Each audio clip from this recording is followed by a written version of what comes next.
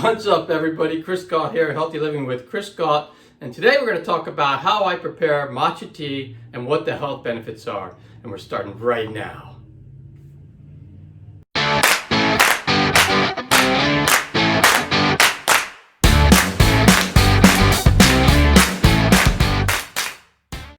Alright, so make sure that you watch this entire video because I actually use 6 different very nutritious ingredients in this drink that's going to give you energy through the day, and also it's going to be great for anti-aging properties and just making you look great and making you feel great. So make sure you watch it so you get all 6 ingredients in there and you'll get the best possible tea that you can have. So the first thing I start with is I will put star anise. And if you don't know what star anise is, it is a star-shaped spice. It's dark in color and it tastes like licorice. And what I'll do is I'll put that in water, and I usually use filtered water, and I will heat that up in the microwave for 2 minutes. And you can heat it up any way you want. If you don't like using the microwave, you can always just boil it on the stove. But that's what I do. But I use the star anise, and it's gonna smell like licorice when you're done and you get it out of the microwave, and it's gonna smell great. But then you're gonna have to take out the star anise because that doesn't stay in there. So you're just getting the tea from it, basically. So I start with the star anise, and the reason why is because star anise has great antioxidant benefits. And what that means is, anything that's antioxidant is basically anti-aging, because as cells age, they oxidize. And so what you're trying to do is you're trying to keep your cells from oxidizing. So antioxidants will slow that process down, and then the cells stay healthier. So that's one of the great benefits you get from star anise. It also helps with your immune system, so it fights viruses and flu. And we're going through a pandemic right now, so everyone can use that. And even after the pandemic, it'll help fight colds and the flu. So just make sure you get this in, because it is an immune system builder or booster.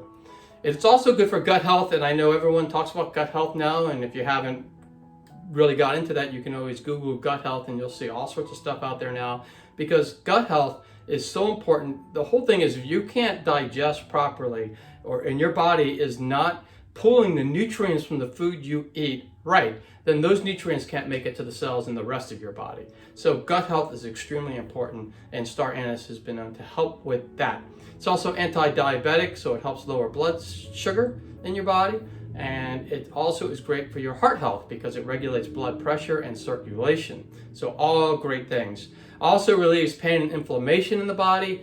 And the other thing is, it's really great for skincare. And not only do people consume it like you will in this tea, but some people will actually also use it as a topical on their face or whatever, because it's good for the skin. So make sure you get that in. And so that's the first thing I pop into the cup, and I heat it up for 2 minutes. Once I get it out, I will pop the matcha tea in. Now, matcha tea is a little different than regular green tea. And the reason why is, most teas, you have a bag, you have the leaves in there, you dip it in, and then whatever comes out, but the leaves don't. You don't use the leaves, and you throw that away. The thing about matcha tea is they actually they grind up the leaves, and it makes a powder. Very fine powder, and so you drink the entire leaf, and that's why it's so powerful and has more antioxidants than any other type of tea, is because you're consuming that whole plant.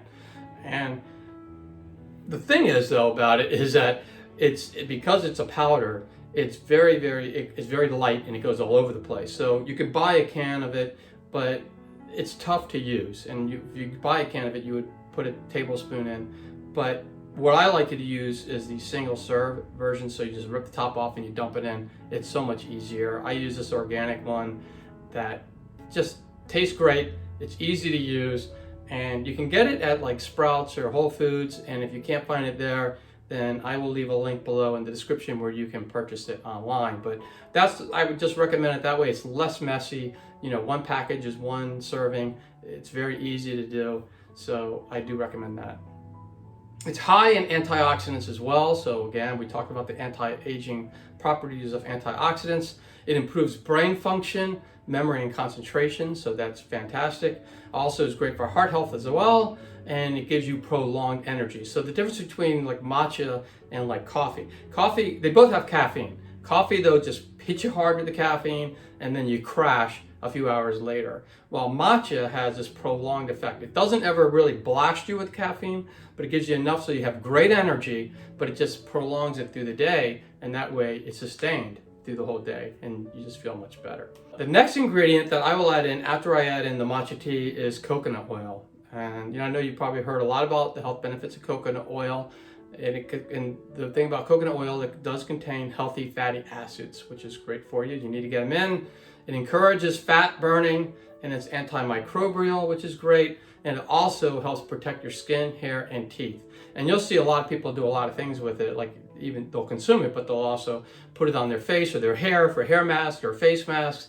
They will chew it and swish it around their mouth to whiten up their teeth and clean up their teeth. So it's just a great overall product. And so it has a lot of great nutrients in it. So you want to make sure you pop in that tablespoon of coconut oil, and you're getting that right in the morning. It's great. The next thing I add, because I want to sweeten it up a little bit, matcha tea is a little bitter for me, not everybody, but for me it is. So I want to sweeten it up a little bit.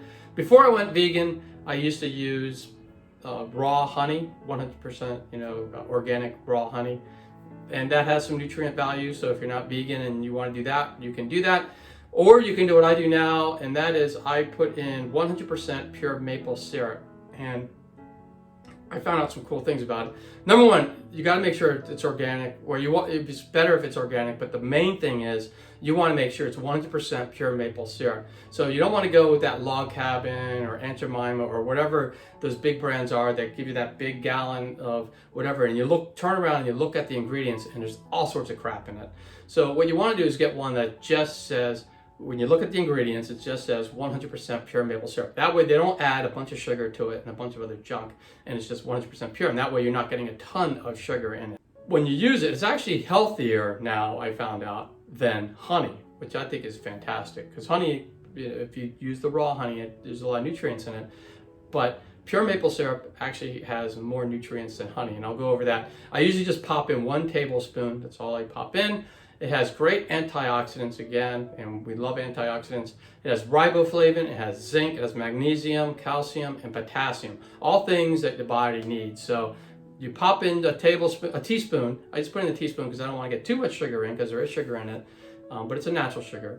But if you get that, you're also getting those other benefits, the benefits of all of those other nutrients. So I pop that in, and then I pop in some almond milk. Or you can pop in any plant-based milk. I typically use almond milk, but sometimes I'll use coconut milk or I'll use cashew milk. But you can use any of those. What I would say, if you're doing any kind of milk though like that, make sure that you're using unsweetened and organic if you can, unsweetened and unflavored, and that way you're not getting all these carbs in there that you don't want. If you get a flavored one or a sugared one, you don't want that because they just add sugar to it. So you want to make sure you get the unflavored, unsweetened one, and you're going to be better off. So, as I just mentioned, it's dairy-free and vegan, as we know. So because it's dairy-free, it's naturally lactose-free. So that's a good thing for those people who have a problem with lactose. You can drink almond milk. It tastes, to me, better than cow's milk. I'm not sure why people drink cow's milk in the first place, because it's like breast milk from a cow. It's kind of weird if you think about it, but this plant-based milks are much better, I think, and they taste to me better than cow's milk. It's low in calories, it's low in carbs, and it's low in sugar, which is opposite than if you want the cow milk, which is high in all that. It's also high in vitamin E, which is great, and it's a good source of calcium and vitamin D because they will typically enhance it with calcium if you buy any plant-based milk, but you can look at the label and make sure it says that. So, and they do that with regular cow milk too. They will actually put vitamin D in it typically. So it's a good source of all of those things. So you're getting all of those nice vitamins in. If you pop in a little bit of almond milk, I usually put a tablespoon in there. And then I will put a couple dashes of cinnamon in there. And the reason why is cinnamon, it improves your cholesterol and your blood sugar levels. So it's great. And you can always Google cinnamon. It has a lot of great properties. It's antibacterial and anti-inflammatory. So those are always great things. And so cinnamon really does a great job there. And it also helps you burn fat because it's just a little bit spicy. It's going to help you burn some fat. So overall, cinnamon is a great product to pop in to anything. And why not throw it in your matcha tea? Because it just makes your matcha tea so much better. Once you do all that, I mean, even if you don't like the way matcha tastes, with the star anise in there and almond milk and the maple syrup and the cinnamon, all that's going to make it taste better. The coconut oil is going to maybe give it a little bit of a creaminess too. So it just overall, or a silkiness, I should say. So overall, it just, with all those ingredients, it just makes the matcha tea taste so much better. So that's how I prepare my matcha tea. I would suggest you go out, give it a try, see what you think. If you do try it, please leave in the comments below how you liked it. Also, leave in the comments below if you prepare it a different way, and if you like your way better, put it in the comments below. I mean, we can all share and learn from each other. So it'd be great if you could pop that in the comments below, and that way we can all see it.